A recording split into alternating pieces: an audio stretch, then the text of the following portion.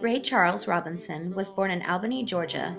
Although no birth certificate is on file for Ray, he grew up declaring that his birthday was on September 23, 1932. Ray grew up in a strict home. Every Sunday, his mother took him to the new Shiloh Baptist Church. When Ray was about 3 years old, he heard Mr. Pitt, a family friend, playing the piano. Amazed by the sound, the clanging chords, and the rocking beat, Ray ran through the doors and stared in amazement at Mr. Pitt's fingers flying up and down. Mr. Pitt taught Ray to play, and from that day on, anytime Ray heard Mr. Pitt begin to play, he came running. There was a jukebox in the cafe that Mr. Pitt played at. Ray would spend his candy money on the jukebox and would put his ear up to the speaker and sit there for hours just listening to the music. At the age of 5, Charles watched his 4-year-old brother George drown in the laundry tub while playing a game with a shiny penny. Despite his efforts to save the boy, George lost his life. Soon after the death of his brother, he gradually began to lose his sight, and by the age of 7, Ray Charles was blind. His right eye was removed soon after which he became totally blind. Although it is presumed that untreated glaucoma was the cause, no official diagnosis was ever made. His mother refused to let him wallow in self-pity, however, and since the sight loss was gradual, she began to work with him on how to find things and do things for himself. At age 7, he became a charity student at the state-supported school for the deaf and blind in St. Augustine, Florida. Although he was heartbroken to be leaving home, it was a school where he received a formal musical education and learned to read, write, and arrange music in Braille, score for big bands, and play piano, organ, sax, clarinet, and trumpet.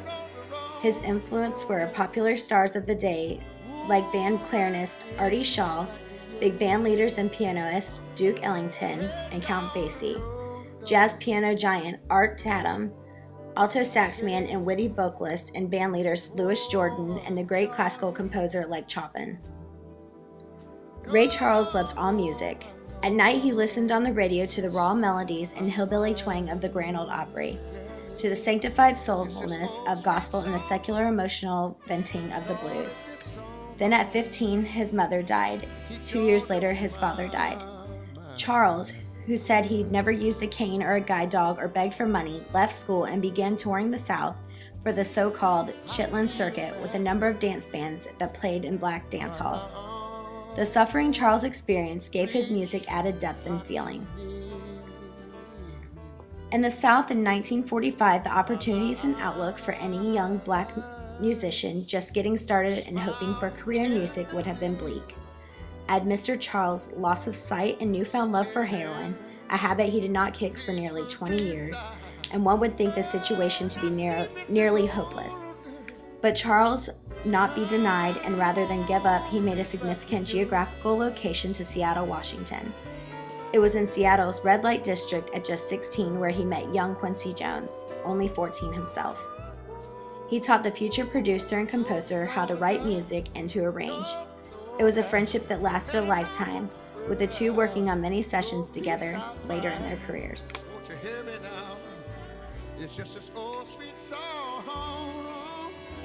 Ray Charles was married twice, first at the age of 21, second at the age of 25. His first wife was Eileen Williams. Eileen and Ray were married on July 31st, 1951 in Georgia. Their marriage ended in divorce after 1 year. Ray speaks of his marriage stating, "Because I was on the road so much, the marriage was doomed from the start. Maybe I should have known that you can't tell enough about a person after 3 weeks to decide about something as serious as marriage." Ray's second wife was Della Beatrice Howard Robinson. Della and Ray met in Houston, Texas. B was his nickname for her. Ray and Della were married on April 5th, 1955. Their marriage ended in divorce in 1977. They had 3 children. Ray speaks about his marriage with Della and states, "B and I had a good 12 or 13 years of marriage. Sometimes when I think about it, I'm surprised that we managed that long. The pressures on us both were very heavy, and yet we endured them for a long spell. When we were together, we were together.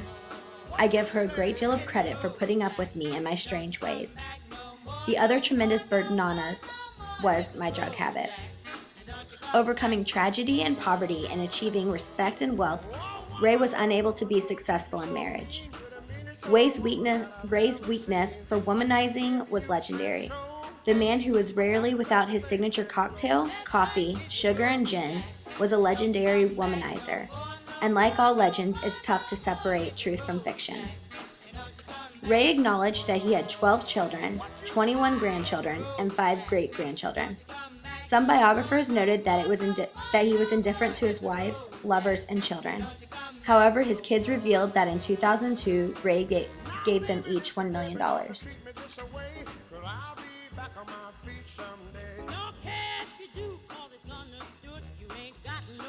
Not only was Ray a musician, but he also did commercials for Pepsi.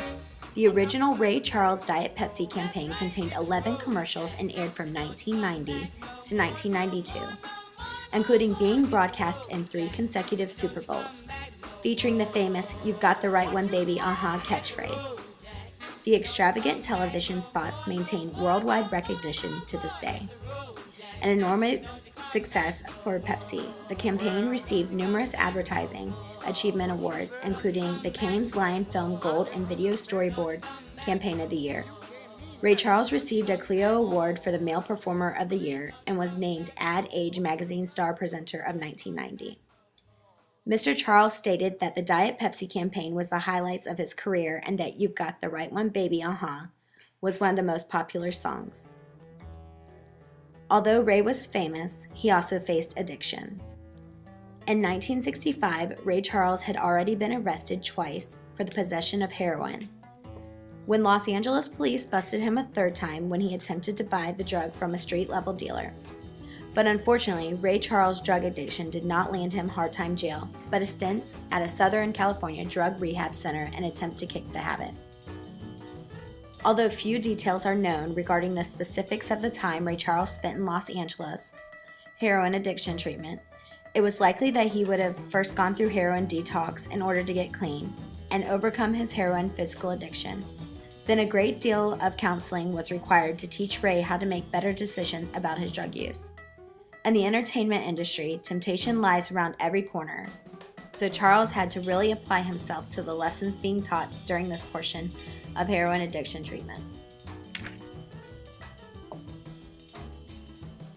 Ray Charles built a remarkable career based on the immediacy of emotion in his performances. After emerging as a blues and jazz pianist indebted to Nat King Cole's style in the late 1940s, Charles recorded the boogie-woogie classic "Mess Around" and the novelty song "It Should Have Been Me" in 1952.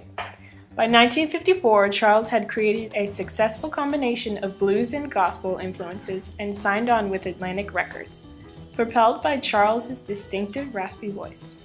From 1955, Charles toured extensively in the United States and other countries like France, Britain, and Japan with his own big band and a gospel-style female background quartet called the Raylettes. He also appeared on television and worked in films such as Ballad in Blue and The Blues Brothers as a featured act and soundtrack composer.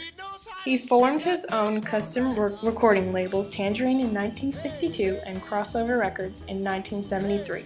The recipient of many national and international awards, he received 13 Grammy Awards, including a Lifetime Achievement Award in 1987.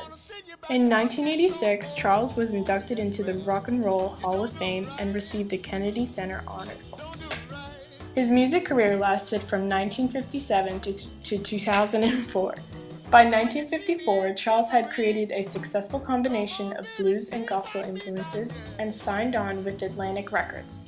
His debut album, Ray Charles, Hallelujah, I Love Her So, was packed with singles such as I've Got a Woman, A Fool for You, Mary Ann, and Drown in My Own Tears.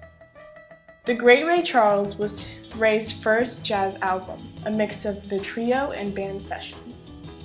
At the end of 1958, Downbeat magazine named Ray Charles their Best Male Star, New Singer. What I Say led the rhythm and blues sales charts in 1959 and was Charles's first million seller. Ray Charles gets his first top 10 hit and first gold award with a single, What I Say. The song was played on both the R&B and mainstream pop charts, sparking a new subgenre of R&B called soul, a style based on a melding of gospel, rhythm and blues, and jazz music. It is widely considered to be one of the most influential songs in R&B and rock and roll history. Rolling Stone ranked it as number 10 on their list of the 500 greatest rock and roll songs of all time in 2004, and number 10 on their list of 100 greatest artists of all time. The Genius of Ray Charles was released in October of 1959. This is the all-American pop album Ray Charles had always dreamed of recording, with a full orchestra and strings. Quincy Jones and Ralph Burns wrote the charts. Atlantic Records VP Jerry Wexler stated that they had wanted to use the Genius title, but held back for 2 years. On this album, there was absolutely no doubt that the time was right and the title fit. The album won the 1960 Grammy Award in the pop category for Best Vocal Performance Album, as well as the 1960 Grammy for Best Rhythm and Blues Performance on Let the Good Times Roll. Ray Charles and Betty Carter released an album in July of 1961. Ray Charles said that Betty Carter had a free jazz voice. She had a floating quality that haunted me. When he found out that Betty was also signed to ABC Records, he was delighted and felt that they should record together. The seduction play Ray and Betty created in Baby It's Cold Outside is a perfect example of why Ray considered this project pure pleasure. Modern Sounds in Country and Western Music was released in April 1962. In a move that surprised everyone but himself, Ray Charles totally changed direction and recorded a landmark album of country western music. He single-handedly gave this music mass appeal, and also succeeded in bending racial barriers in music with this blend of soul and country. Ray loved the lyrics, the story, and the emotion contained in these songs. I Can't Stop Loving You spent 5 weeks at number 1 on the pop charts and 16 weeks at number 1 on the R&B charts, and won the 1962 Grammy Award for Best Rhythm and Blues Recording.